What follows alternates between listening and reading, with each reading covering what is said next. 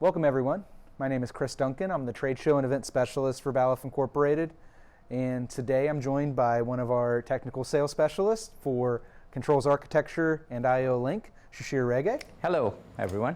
And today we're going to be going over one of our trade show demos to better understand how Controls Architecture is utilized in manufacturing and tool management. So Shishir, what would you like to start with here?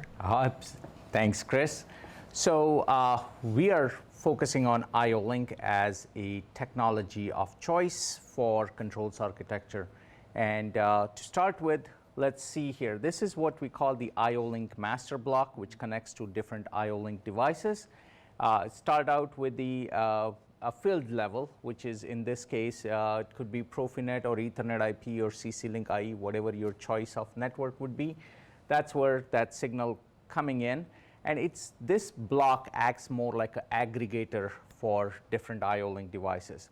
Now, as you can see here, we have written down analog I/O, discrete I/O, RFID, vision, indicators, the smart indicators that we have, measurement sensors, all different types of devices are connected back to the same IOLink master. This is the beauty of IOLink, where we can bring in multiple types of signals to a single type of IOLink master or to single type of communication. So what we are doing essentially is we are standardizing the communication from the field level to the controls level. Okay?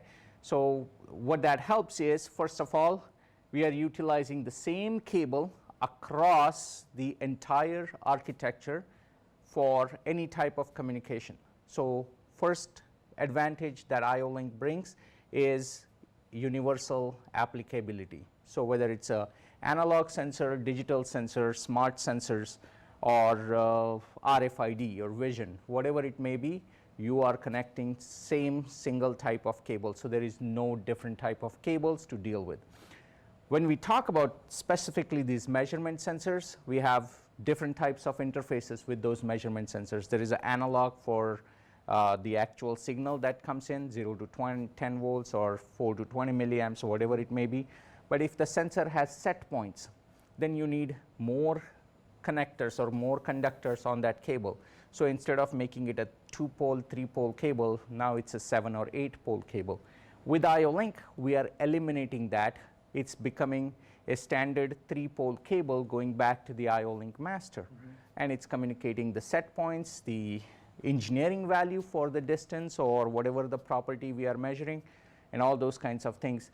So that's another way to get your discrete I/O on board is the utilization of I/O hubs that we have, right? So these I/O hubs can collect 16 different types of inputs or outputs, bringing it to a single port on that IOLink master, right? So now I can hang up on an 8-port standard master 128 or 256 on a 16-port master, 256 I/O point coming to a single network node. Right, daisy chaining them. I wouldn't call it daisy chaining, it's more of an expansion. Okay. So these are, the I/O hubs are more of an expander blocks. They are expanding the architecture down. And with Balluff, you have that special expansion port at the end, which even further adds more I/O.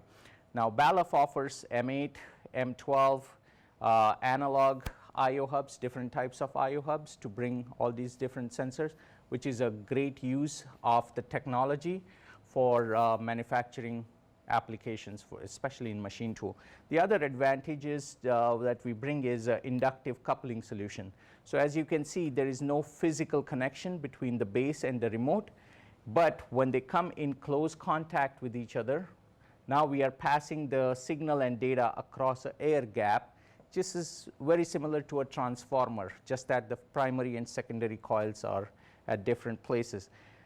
And we provided power to the whatever device that's connected, and now you're connecting the input outputs or the smartness, even the valve banks are over IOLink.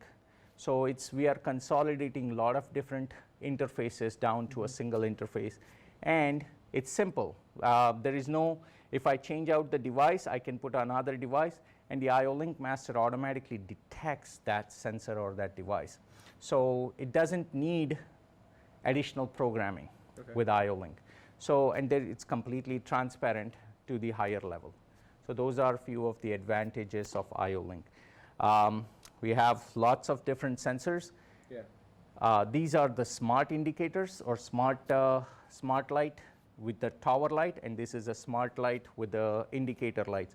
Different applications, different areas of applications, especially this one has multiple modes of operations where you can actually go in a level mode to show level of field level tanks or distance or whatever measurement value you want to map to it. You can map, and there is multiple different options with Balluff.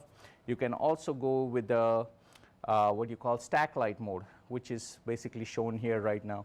You can change it to a different color, so you can do a indication for different people, different things. You can go in a flex mode to change out whatever colors and things that you need. So there is multiple applications that we are realizing with a single unit. Okay. Any other questions, Chris? I think I keep on talking. I love the technology. You're fine. So there's we have different networking blocks, and that's a little bit about IOLink and the benefits that it has. Are there any certain devices that you see a lot of in tool shops or die shops that would be shown on this demo here? Absolutely. I see lots of the valve bank connections in the die shops or tool shops. Okay. Those are primarily very standard valve banks which can be connected over IOLink. We also see a stroke measurement.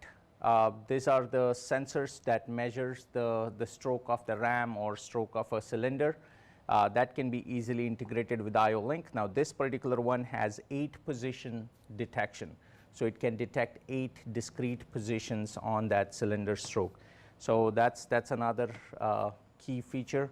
We see a lot of pressure sensors and devices which for field level monitoring of different types of liquids and things of that nature. We also see a lot of distance measurement or position measurement. So these are the position measurement transducers type devices that could be used. We also see these laser profilers in machine tool, which are shown primarily in this area. They're all connected by either analog or IOLink communication and bringing it back to the same control level. Okay. Yeah, there are a ton of different RFID. I almost forgot about the RFID. Exactly. Processors. Yeah. So that could be integrated with IOLink as well. Yeah.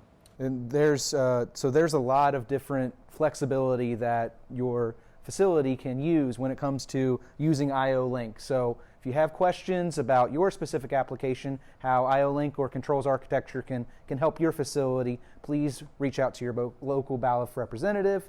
Visit our website. We'll have Shishir's email address on our webpage as well to contact him if you have questions. And for any more information, please check out our other 2 videos on industrial networking that we have on this page here. Thank you. Thank you, Chris.